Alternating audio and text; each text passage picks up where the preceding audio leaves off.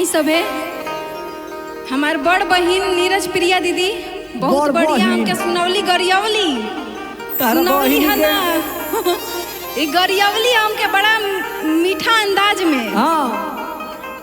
कहत रही कि हमरा अंदर सुर नहीं खे एगो धा देम तो छितर के मर जाई आ जिला पर गई रही है मोतिहारी जिला ना कबो केहू के गुलाम ना भइल बा ना भई ठीक बा वहाँ के ना लइका लइका ना रउआ के धास दी बढ़िया से एक बार जाके तो देखा जिला मोतिहारी ध्यान दी लागत है मोतिहारी से धसाइल बड़ी। अरे हम धसाइल रहती तो दिल्ली में थोड़ी आईती ना हम मोतिहारी में ना बस जाई दिल्ली में धसवावे आइलू ना दिल्ली में धसवावे ना आइली हां रउआ जैसन के भेजे आइनी हां हमारे विनोद बेदर्दी भैया बड़े हां धासे आइल बड़न विनोद बेदर्दी भैया धासे आइल बड़न हम समझ गए ना ना ऊ नीरज प्रिया दीदी के धासे आइल बड़े। अच्छा बहुत दूर से मोतिहारी जिला से आइल बड़े ऊ तोहरे खातिर फ्लाइट पकड़ के आइल बड़े बेचारा उड़ी के बहुत पैसा लगा के आइले हैं कि आज नीरज प्रिया के बढ़िया से धसाई जाय दी विनोद जी किसी आए के न के भाई भतार ना ना हमार भाई बारे तो उनका भतारे ना हुई है हां भाई भतार में तू फर्क का बुझले बड़ू हां तो ननद बड़ू ना कहां चढ़ाई जाते राजू बाबा देख ली जब से भाई आइल बड़न दिल्ली महेश परदेसी जी भी यही जब बैठल बड़े बानी तो इहो तनी मनी कसर रही पूरा कर दिए काहे कि इहो हमरे जिला के बड़े बारे तो कैसे कहे के बाद कैसे हमार भतार के बात करत रहनी हई हमार बात भतार से जाके एक बार पूछ लो कि उनका एक बार कइल 9 महीना तक रह जाला तू जाके तो देखो एक बार भतार के बात करत रहलू है हमार भतार छछालू है भतार के अंदर इतना पावर बना कि 9 महीना पता के दे दिए गुड न्यूज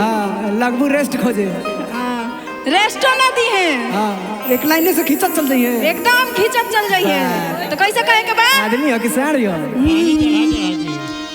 कि देवरा चलावे सैलुनवा ओ हमर देवरा चलावे सैलुनवा हो सैलुनवा भतार हमर बेचे बलुनवा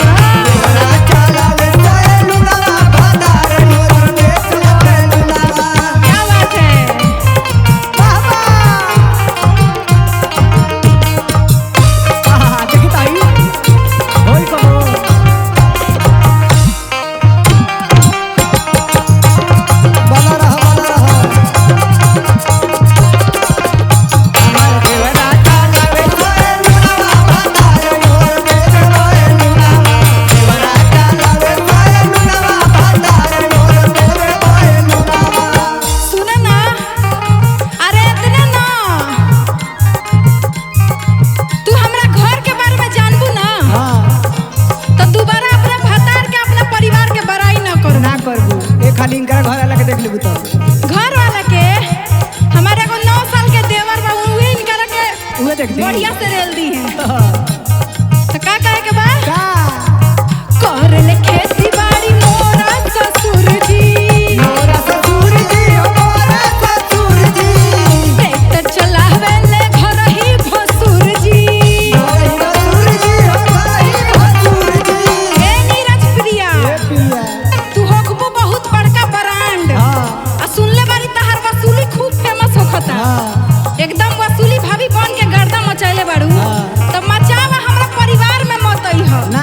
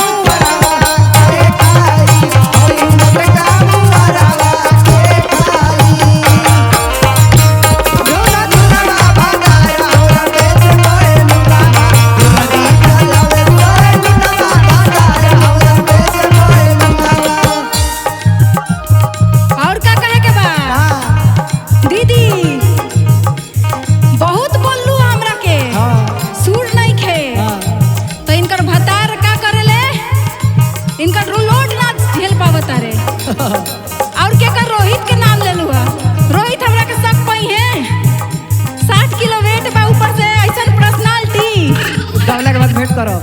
चलला के बाद दब के मर जाइब रहे द औकादे में हमरा झेले खातिर ना 6 फीट के ना लंबा आदमी चाहिए। पूरा 6 फीट बा। 6 फीट नहीं खे एकदम राजू चलिए रघुवेंद्र सर 6 फीट के बाद। हां रघुवेंद्र सर चल जाइए तनी मनी। अच्छा हमारा से ना होई बिजोया से हो जाइनु। सासू हमार बारी ए दीदी हमरा सास के जाने लू मार स्टाइल मार के निकलली घर से बाहर तो मैं बुढ़वा के लाइन लग जाला। अभी तू हमरा के हल्का मिले तारू हमरा सासुए तो हरा दी तो का कहे के बा। सासू हमार बारी सरकारी नरस चल टहनी के देखो हो परस। सासू हमार बारी सरकारी नरस चल टहन के देखो हो परस। और का कहे के बा। परदेसी अरे परदेसी गोदी में बमुनवा कैसे कहे के बा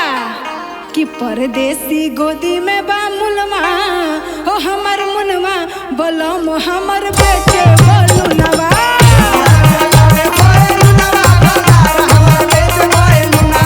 परदेसी गोदी में बा मुनवा भगार हमर बेटे बोलुनवा।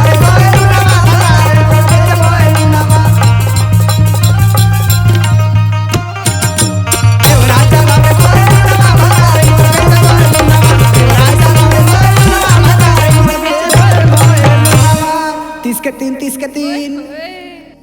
अब बुझा गई लोई। अब बुझा गइल बा बैलून बेचता।